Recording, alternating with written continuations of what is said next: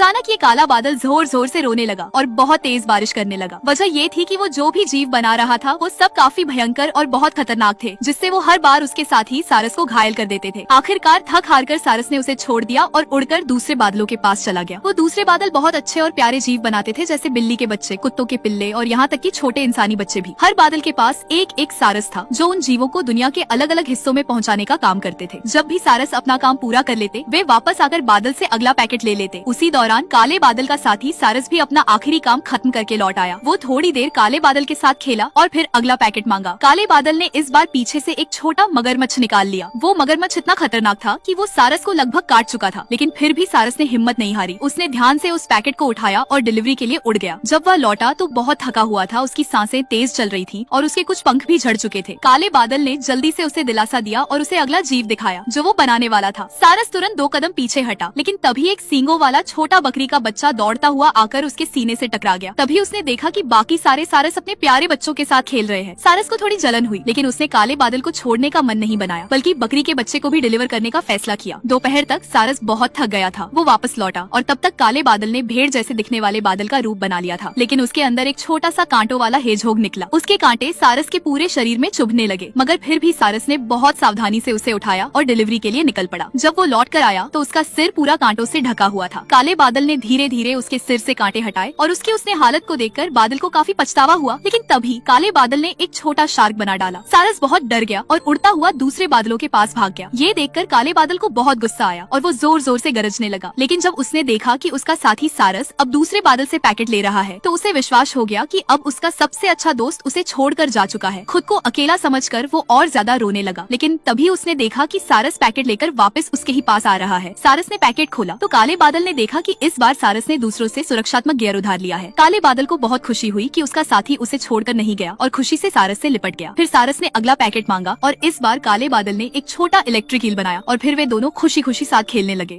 एक बड़ा दैत्य चुपचाप जमीन पर घुटनों के बल बैठ गया। फिर उसने नदी से खेतों तक पानी ले जाने के लिए एक लंबी सुरंग खोद डाली। कुछ ही देर में खेतों में हरी भरी फसलें उग आईं। राजा ने ये सब देखा और तुरंत सीटी बजाई और दैत्य से कहा कि वो अब उसके लिए काम करे। दैत्य ने नदी से मुट्ठी भर पानी उठाया और राजा के लिए एक तालाब भर दिया। पता चला कि दैत्य पूरे राज्य की रक्षा करता है, लेकिन राजा को ये अच्छा नहीं लगा, क्योंकि उसे लगने लगा कि गाँव वाले दैत्य को उससे ज्यादा पसंद करने लगे हैं। जिसके बाद दैत्य मिट्टी उठाकर पहाड़ों पर गया और वहाँ गाँव वालों के लिए घर बनाना शुरू किया। लेकिन तभी राजा ने सीटी बजाकर उसे रोक दिया और कहा कि वो ये सब न करे, लेकिन दैत्य नहीं रुका, बल्कि जमीन में गड्ढे बनाए और पेड़ लगाने लगा। राजा ने गुस्से में सैनिकों को भेजा और पेड़ कटवाने का हुक्म दिया। जब दैत्य ने अपने दोनों हाथ फैलाकर उन्हें रोकना चाहा तो राजा ने उसकी बात अनसुनी कर दी। उल्टा उसने सैनिकों से दैत्य पर हमला करवा दिया। राजा इतना घमंडी था कि दैत्य ने वहाँ से हमेशा के लिए चले जाने का फैसला कर लिया। राजा को उसकी कमी का कोई अफसोस नहीं हुआ। उसने तो बस पेड़ कटवाने का आदेश देना जारी रखा। पर ज्यादा समय नहीं बीता था कि राज्य की हालत बिगड़ने लगी। हर तरफ वीरानी और सूखा छा गया। गाँव वालों ने खुद को बचाने के लिए अपना घर और राज्य छोड़ने का फैसला कर लिया। लेकिन जब राजा ने देखा कि सब लोग जा रहे हैं तो उसे अपनी गलती का एहसास हुआ। अब वो चाहता था कि दैत्य को ढूंढकर उसे वापस लाए और सब कुछ फिर से ठीक करे। राजा दैत्य के पैरों के निशान खोजते हुए निकल पड़ा। रास्ता बहुत कठिन था। कई बार तो रास्ते में छोटे छोटे बच्चों ने उसे अपमानित किया और जब वो दूसरे राज्य पहुंचा और उसकी खुशहाली देखी तो उसे और भी जलन हुई। लेकिन इससे उसका दैत्य को ढूंढने का इरादा और मजबूत हो गया। बहुत सारी मुश्किलों और सफर के बाद आखिरकार राजा उस दैत्य तक पहुँच गया। उस समय दैत्य एक बड़ा पेड़ लगा रहा था। तभी उसे पीछे से किसी की आवाज सुनाई दी। वह मुड़ा और देखा कि एक थका हारा बूढ़ा आदमी उसके सामने घुटनों के बल बैठा था। दैत्य थोड़ा हैरान हुआ, लेकिन जब उस बूढ़े ने अपना टूटा फूटा ताज निकाला तो दैत्य समझ गया कि ये वही घमंडी राजा है। राजा ने दैत्य से विनती की कि वो वापस चलकर उसके राज्य को दोबारा बसाने में मदद करे, लेकिन तभी राजा गलती से एक नन्हा सा फूल कुचल बैठा। उसने झुककर बड़े प्यार से उस फूल को उठाया और ध्यान से उसे ठीक किया। ये देखकर दैत्य को राजा पर दया आ गई। उसने राजा को एक और मौका देने का फैसला किया। फिर दैत्य ने आगे बढ़कर राजा का हाथ पकड़ा और उसे वापस उसके पुराने राज्य में ले गया, जिससे राज्य पहले की तरह हो गया।